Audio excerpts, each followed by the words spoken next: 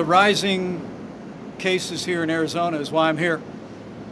It's why we brought the White House Coronavirus Task Force here. I'm a real believer, as President Trump is, in sitting down with the people that are leading the effort. I was in Texas over the weekend. I'll be in Florida tomorrow, because we're absolutely determined to make sure that Arizona and those healthcare workers have the resources, the supplies, and the equipment they need to render the care that any one of us would want a member of the family to have.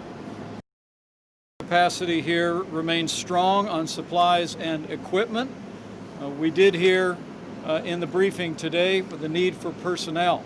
We've already responded. 62 medical personnel arrived this week in Tucson, but the governor conveyed to us an additional request for another 500 personnel, and I've instructed the Acting Secretary of Homeland Security to move out immediately on providing doctors and nurses and technical personnel.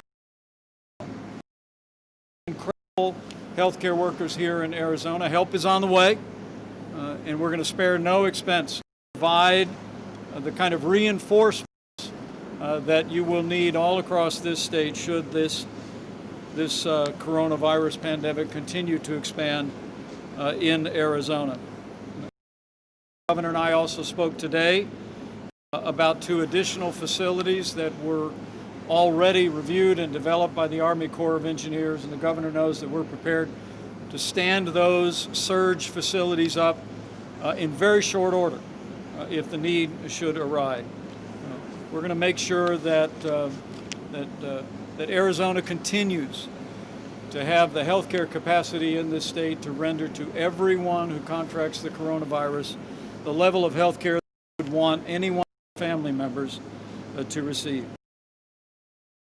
But now is the time for all of us, particularly the young among us, to remember: wash your hands, practice good hygiene, wear a mask when indicated by state or local authorities, or when social distancing is not possible.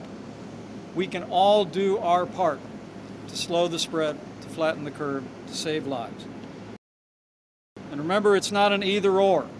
Dr. Fauci said not just a few short days ago that we shouldn't look at these public safety measures as an impediment to continuing to open up our economy.